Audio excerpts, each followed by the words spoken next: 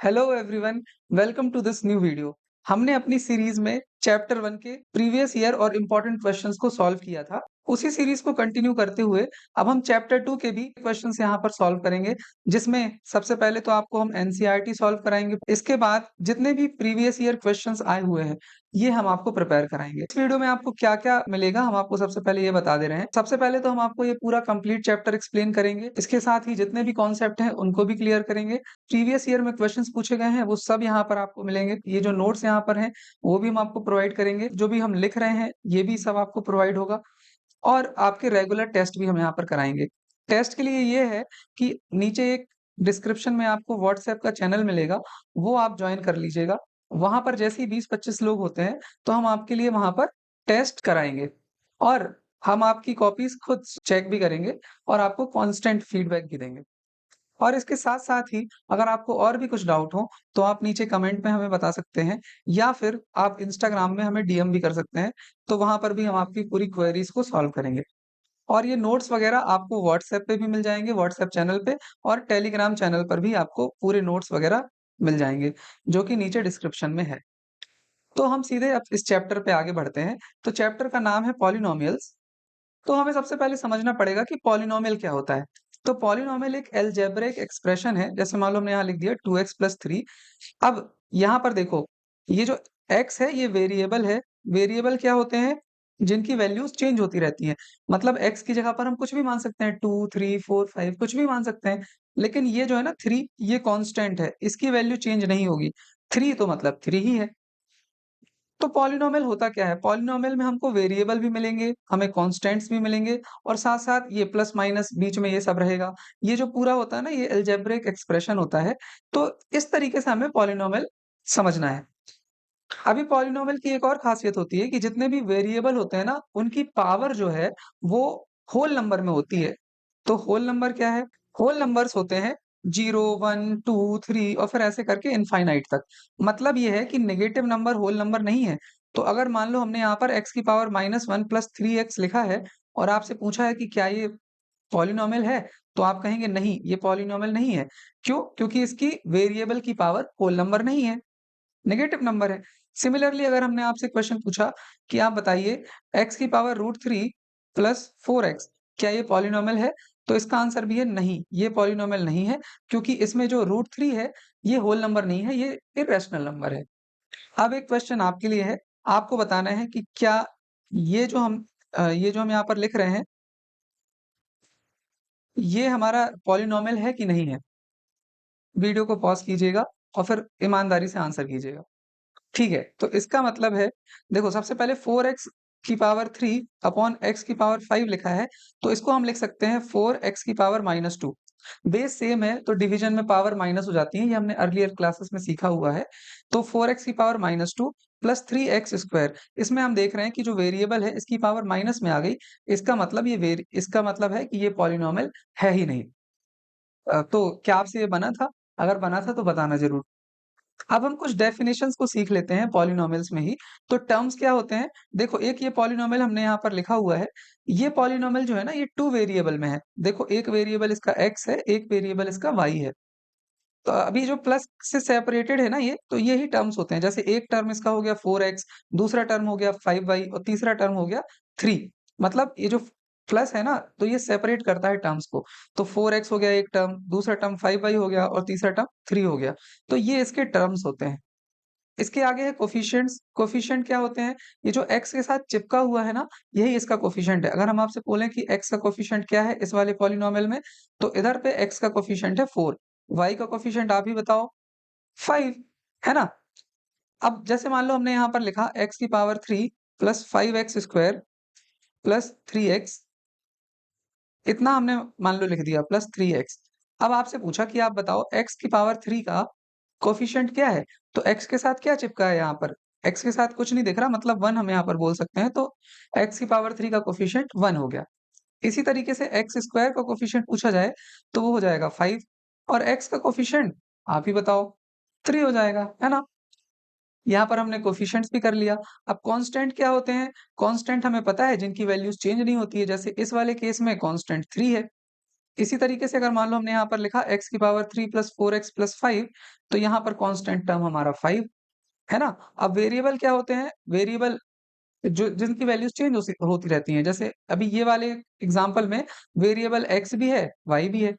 अगर मान लो हमने यहाँ पर लिख लिया T square plus 2t plus 3, तो यहाँ पर वेरिएबल t है ना? तो ये बहुत सिंपल चीजें थी जो आपसे आती भी होंगी शायद। तो अब जो चौथा पॉलिनोमियल है हमारा, इसमें वेरिएबल है u, तो इसकी डिग्री क्या हो जाएगी? आप ही बताओ। इसकी डिग्री हो जाएगी 6। देखो कितना सिंपल है। डिग्री ऑफ पॉलिनोमियल हमने तुरंत कंप्लीट कर लिया। अब आपके लिए क्वेश्चन है, आपको बताना है कि क्या ये जो तीनों हमने यहाँ पे एक्सप्रेशन लिखे हुए हैं, ये पॉलिनोमियल हैं कि नहीं है? पॉज किया है ना? चलो तो हम आपको आंसर बताते हैं। तो पहला जो है ये पॉलिनोमियल नहीं है। क्यों नहीं है? देखो इसमें जो 1 अपॉन x माइनस 1 है, तो हम इसको लिख सकते हैं x माइनस 1 की पावर माइनस 1। यहाँ पर जो वेरिएबल है उसकी पावर माइनस 1 आएगी, तो ये पॉलिनोमियल नहीं होगा। या हम ऐसे समझ सकते हैं कि जब भी डिनोमिनेटर में हमारा वेरिएबल आ जाता है, तो फिर वो पॉलिनोमियल नहीं होता है। जैसे मान लो हमने यहाँ पर लिख दिया 5x की पावर 3 अपॉन एक्स स्क्वायर, तो क्या ये पॉलिनोमियल नहीं है? क्योंकि यहाँ पर तो डिनोमिनेटर में वेरिएबल आ गया है। देखो इसको हम सॉल्व कर सकते हैं ना आगे। अभी ये जो है x की पावर 1 हो जाएगा ये। क्यों? क्योंकि बेस सेम है तो पावर सब्ट्रैक्ट हो जाती है डिवीजन में, तो x की पावर 1 हो जाएगा ये। ये एक्चुअली में ऐसा है। तो यहाँ पर वेरिएबल की पावर होल नंबर में है, तो ये हमारा पॉलिनोमियल है। लेकिन अगर हम ऐसा लिखते 1 अपॉन x, तो ये पॉलिनोमियल नहीं होता। क्यों? क्योंकि x ऊपर जाता तो x की पावर -1 हो जाता। तो हम ऐसा समझ सकते हैं कि अगर डिनोमिनेटर में वेरिएबल आ रहा है ना, तो समझ जाओ कि वो पॉलिनोमियल नहीं है, अगर फर्दर सॉल्व करने पर। अब जो दूसरा वाला हमारा एग्जाम्पल है, इसमें लिखा हुआ है रूट एक्स प्लस 2। अब देखो रूट एक्स है, ये तो पॉलिनोमियल नहीं है। फिर दूसरा देखो रूट एक्स मतलब होता है एक्स की पावर 1/2 प्लस 2। देखो कभी भी रूट लगा हो ना, इसका मतलब है 2 की पावर 1/2। अगर रूट 3 है, इसका मतलब है 3 की पावर 1/2। तो रूट एक्स है मतलब एक्स की पावर 1/2। 1/2 होल नंबर थोड़ा है।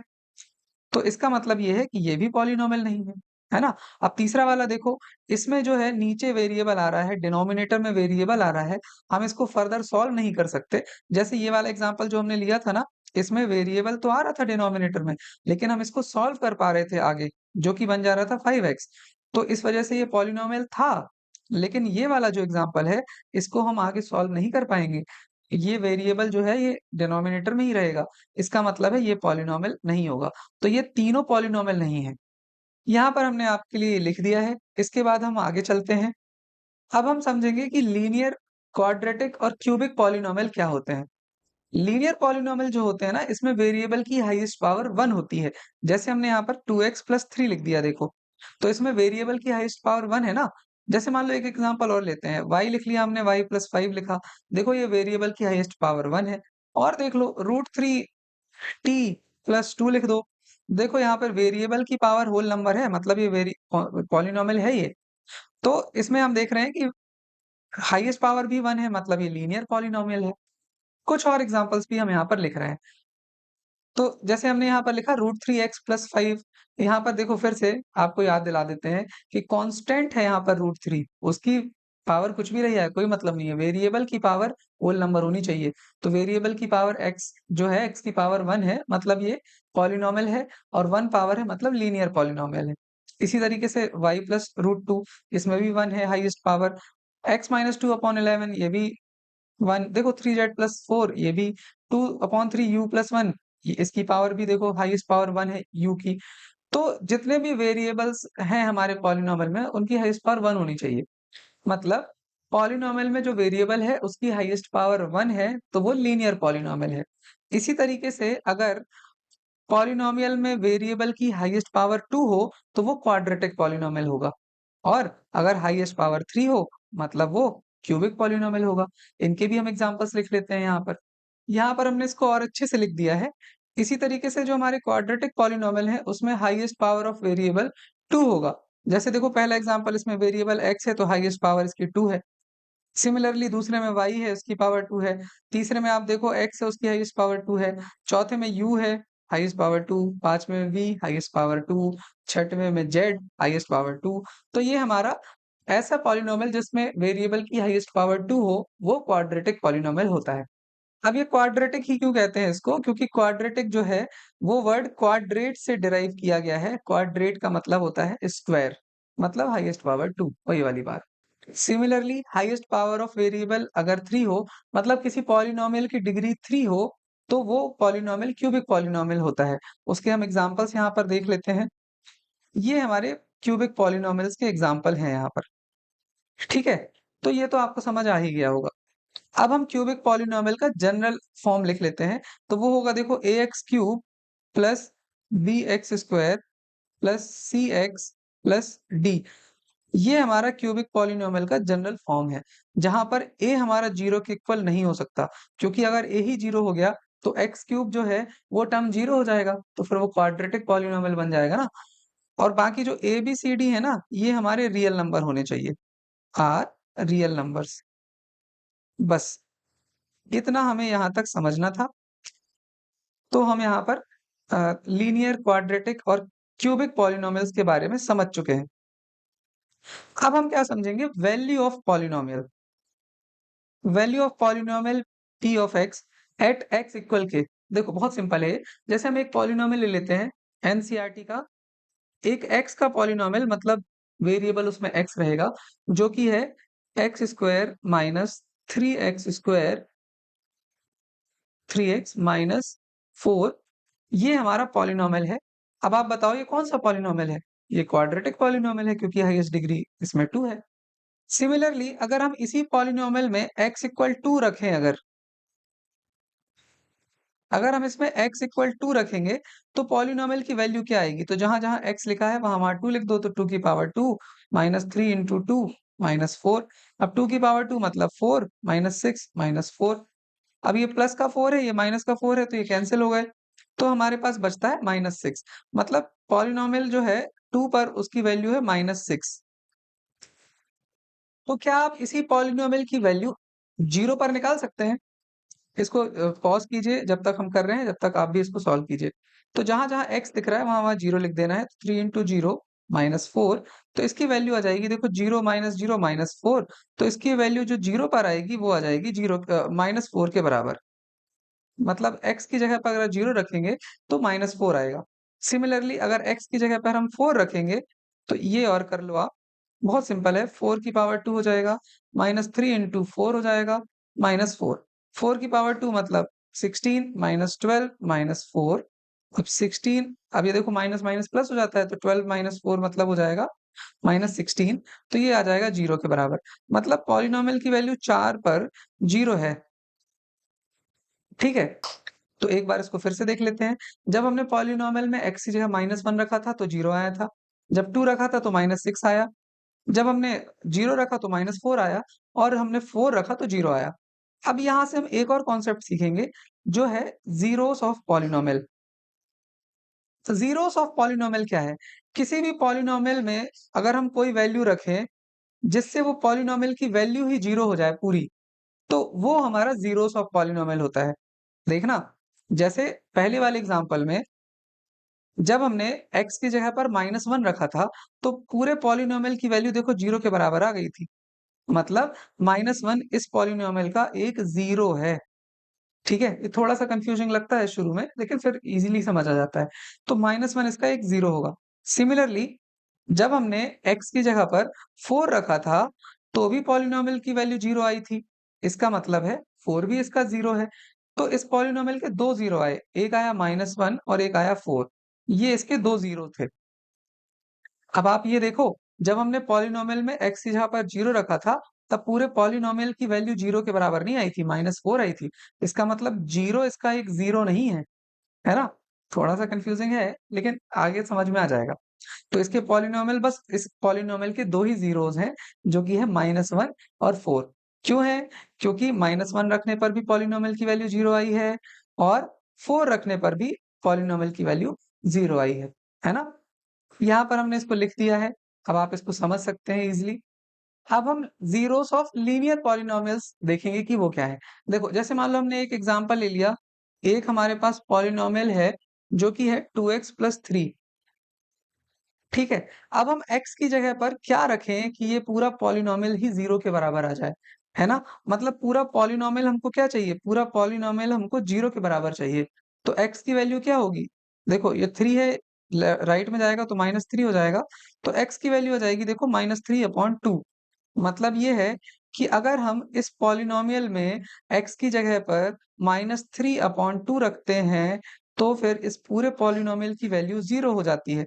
आप खुद ही देखो, 2 से 2 कैंसल हो गया, -3 + 3, -3 + 3 0 होता है।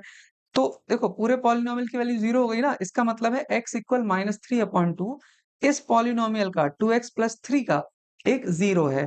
देखो जो लीनियर पॉलिनॉमियल होते हैं ना, उनको हम ax + b के फॉर्म में लिख सकते हैं। तो अब जैसे अगर मान लो हम इसका 0 ढूँढना चाहें ना, ax + b का 0, तो x इक्वल देखो हो जाएगा -b, ax इक्वल -b। अब x की वैल्यू हो जाएगी -b/a। मतलब ये है कि किसी भी लीनियर पॉलिनॉमियल का अगर हमें 0 फाइंड करना है, तो सबसे पहले हम माइनस का साइन लगाएँगे और कांस्टेंट टर्म लिख देंगे। देखो b कांस्टेंट टर्म है ना, जैसे ये वाले एग्ज़ाम्पल में देखो, माइनस का साइन हमने लगाया और फिर कांस्टेंट टर्म 3 लिख दिया और उसके अपॉन में जो x है ना, उसका कोएफ़िशिएंट लिख देंगे। x के साथ देखो 2 चिपका है ना, तो यहाँ पर हमने 2 लिख दिया। सीधे अपन लोग जान सकते हैं कि इसका 0 क्या होगा। 1-2 एग्ज़ाम्पल और देख लेते हैं। जैसे मान लो हमने लिख दिया 5x + 2, इसका 0 क्या हो जाएगा? इसका 0 होगा माइनस का साइन कांस्टेंट अपॉन x का कोएफ़िशिएंट 5, है ना? ये ऐसे नहीं समझ आ रहा ना, तो इसको ऐसे समझ लो कि 5x + 2 है, इसको 0 के इक्वल रखना है, तो 5x बराबर हो जाएगा -2, तो x की वैल्यू हो जाएगी -2/5। तो ये 0 के बराबर आ गया। अगर आपको ये चीज़ समझ में आ गई है ना, तो बहुत बढ़िया है फिर। अब है हमारा geometric meaning of the zeros of a polynomial. अभी ये वीडियो ना 17-18 मिनट्स की हो गई है, तो आगे का जो ये टॉपिक है ना, इसको हम अगले वीडियो में करेंगे। फिर मिलते हैं नेक्स्ट वीडियो में। Have a nice day.